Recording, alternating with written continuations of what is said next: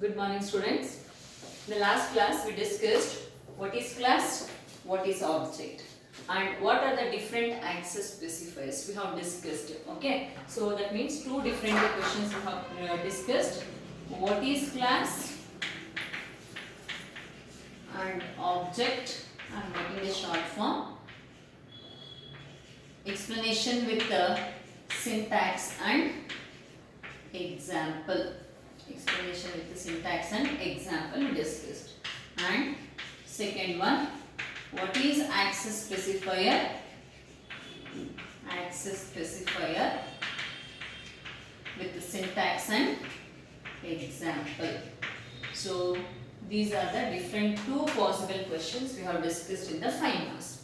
Today we are going to discuss another one for possible question for 5 marks, that is you are defining the member functions.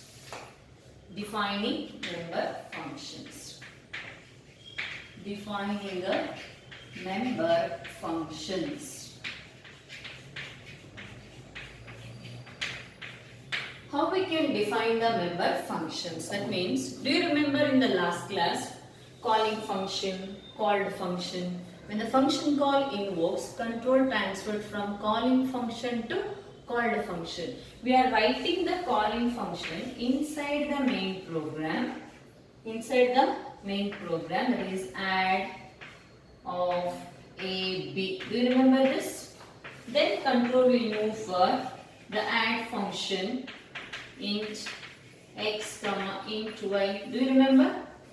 And here return type int, and there is a body over here. Do you remember? Yes. This is a function call. When the function call invokes, control transferred from calling function to called function. This is function declaration. This is a function definition. The code of this particular function we have defined outside the main function. Outside the main function. This is called as definition of the function. There are two different ways to define the member function in the class. Do you remember? And did you recollect your first year knowledge? Yes, this is very important to recollect your first year knowledge. That is your return type specifier, a function name, and the argument list. The argument list, this list and this list should be same, and this function name and this function name should be same, and the return type what we have expecting the value here and here should match. Then only the corresponding link between the calling function to called function will be established. This we have discussed in the first year. So definition we have done normally in the first year. Now we are doing using the classes. Using the classes. Okay. See here, there are two different ways of defining a member function. First one, defining a member function inside the class definition. Inside the class definition. Second one, outside the class definition. Outside the class definition. That means defining a member function inside the class, defining a member function outside the class scope. There are two different ways we need to discuss. First we will discuss the first one today, that is inside the class function. Inside the class definition. That means we are defining a member function.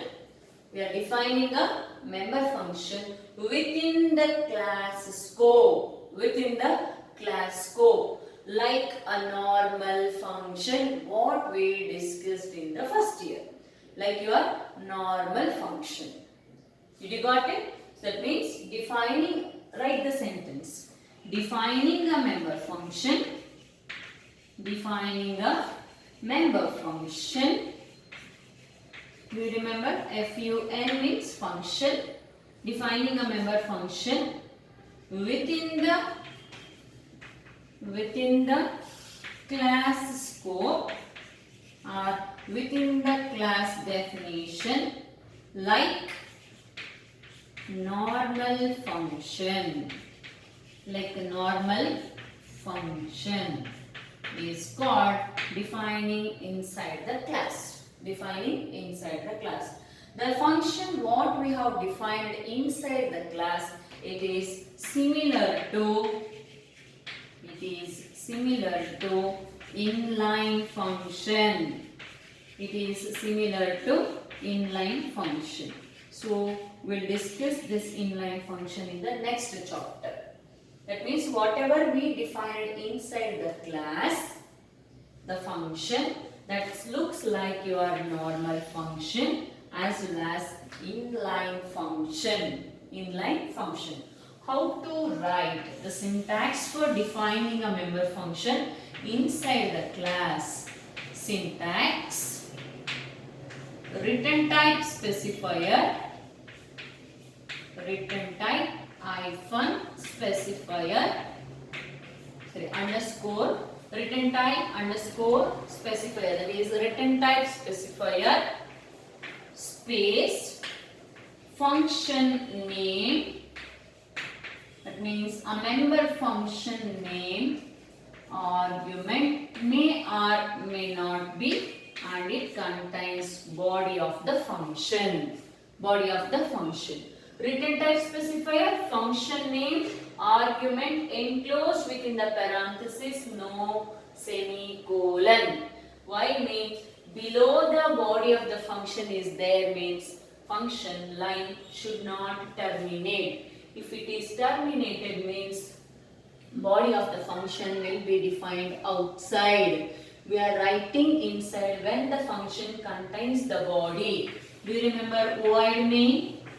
There is no termination for void main because body of the main function has to be executed. Whichever the function contains the body, while loop, while condition, there is no termination, body will be there for the while block. Whenever the block is there below for the particular function, then that particular header should not terminate. Should not terminate. Please remember, this is your syntax. What is the syntax?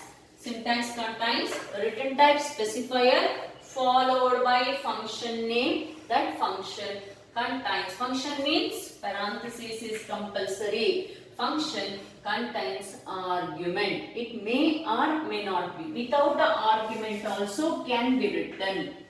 Without an argument also can be written. With argument also can be written. If it is there, add it. Otherwise, no. Did you got it? This is your syntax.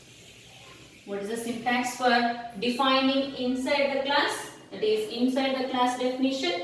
What we are inside the definition?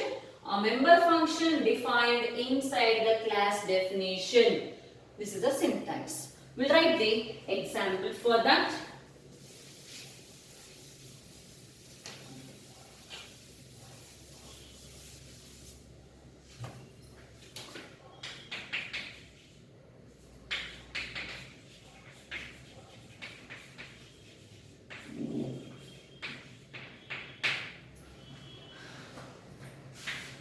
Example, whatever we discussed in the last class for the class, what we have discussed, the same example I am going to write. Class, class name. Here class name I am taking student. What is a class? Class is a keyword. Student is a class name. Remember each word. Each word is an important for Viva. Class, class name. What is the class name I have taken? Student. Flower brace, and below that what I should write? Yes, access specifiers I should write. First I am writing access specifier private. Within the private there is no colon with the hyphen, just only two dots, one space. Int s number, character s name. Two data members have declared. One is yes number, another one is yes name. Public access specifier. In the example, I have just given Input or input data, anything can be used. Termination I have been given because there is no body. Now I am going to write the body for this. So, no termination. Void is a return type. Void is a return type specifier. Input data is a function name. For this function, I don't want any argument. Just a function contains parenthesis. What I should do? Input of these two values I should do now. Cout, enter S number and S name. Sentence may be your wish, however you want, you can write it. Executable statements terminated by semicolon. Did you got it? Then accept the value, cin, S number, S name. Do you remember your cascading operation? Yes. Two different inputs I have accepted with a single cin statement with a stream extraction operator. Hence it is cascading. So one function finished. One function I have defined inside the class. Inside the class.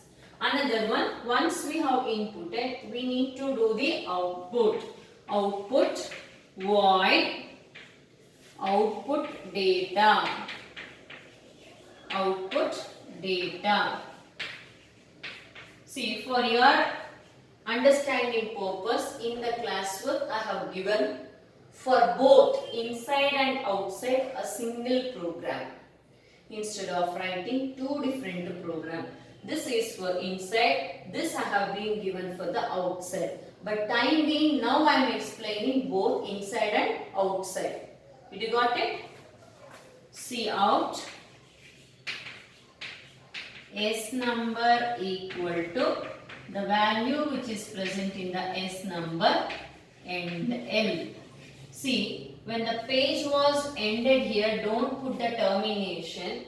Once you put the termination, then only the complete line gets ended. So, below write without a cout, without a termination, S name equal to S name.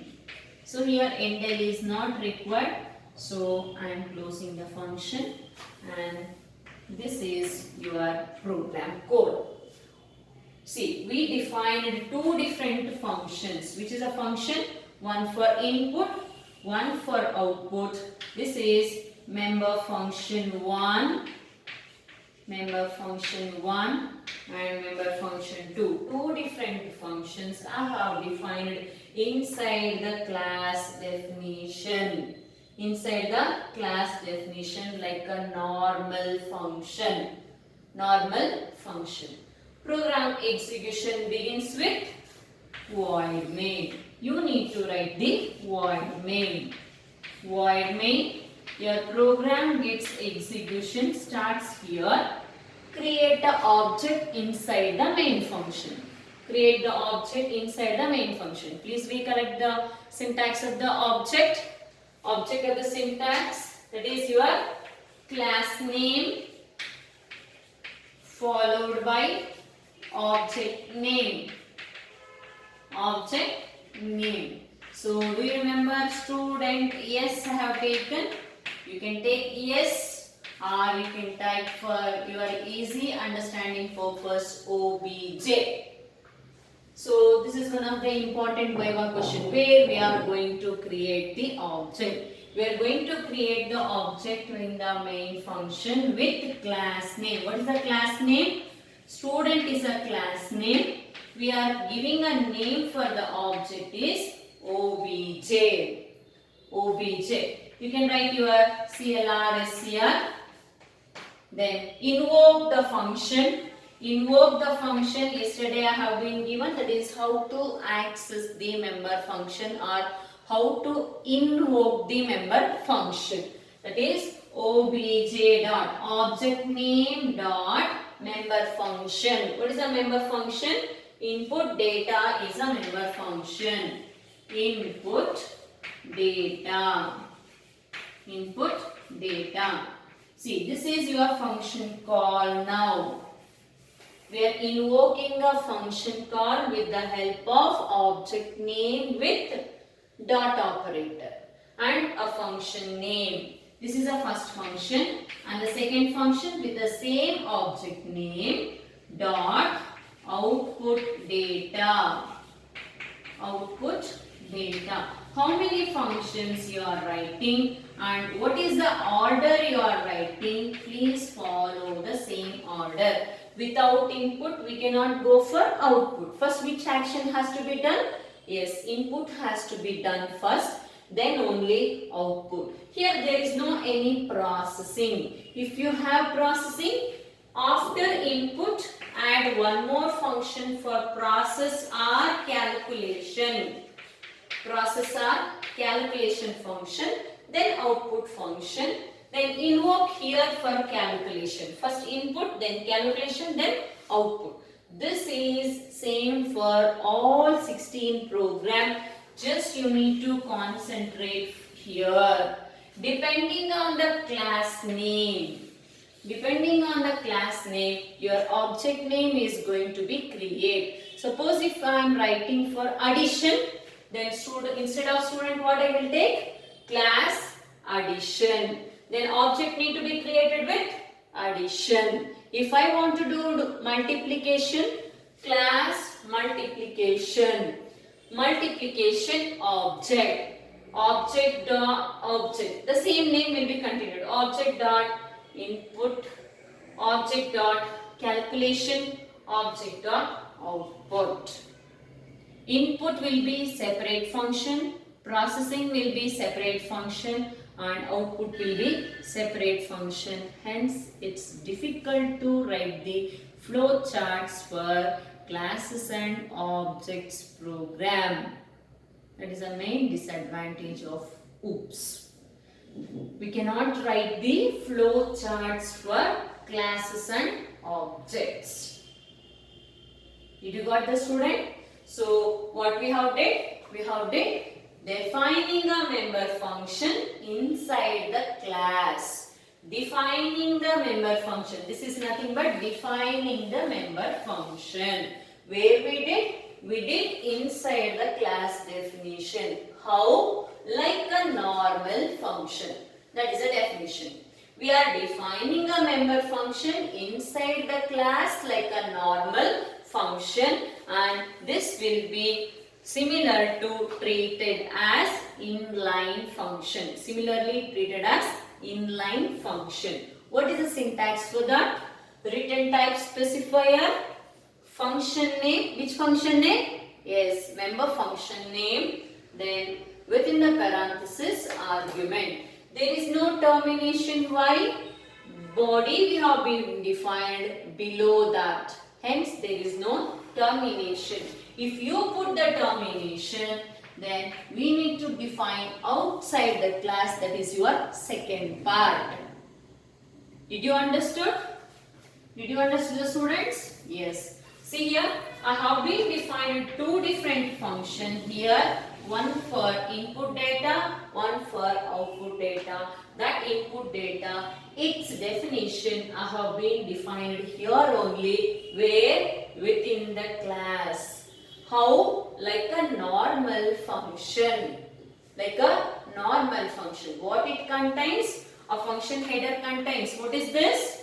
Your first part. What is that your first part? Your first part is return type. What is the return type I have used?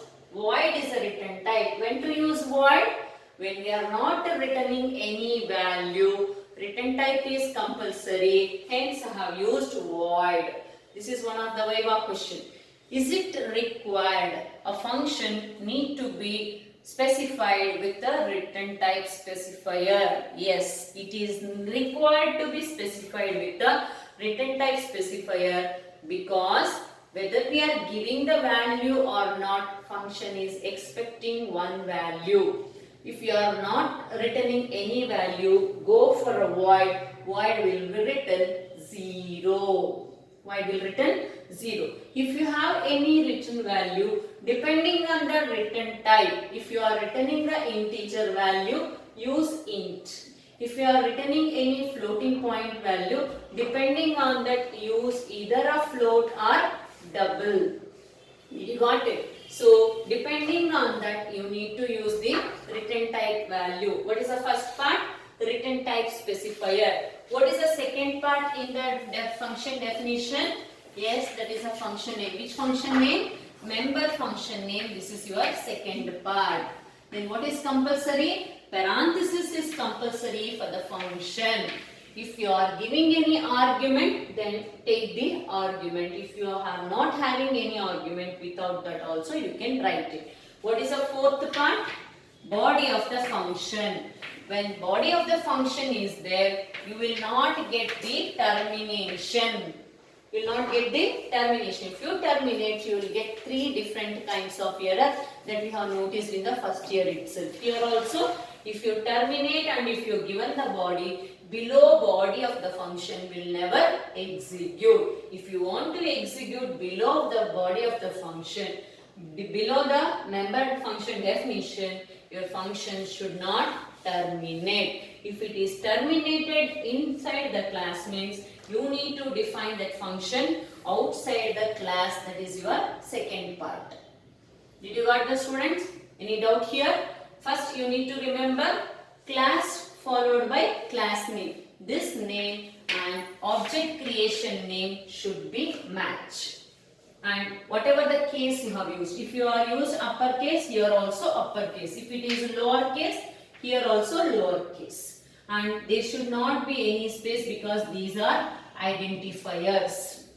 Okay, you can take S also for your understanding purpose and Viva question where you have been created object. At least in the program, if you have the word obj, then you will put the finger on the program. This is a object creation. For that, we are taking an object name as obj.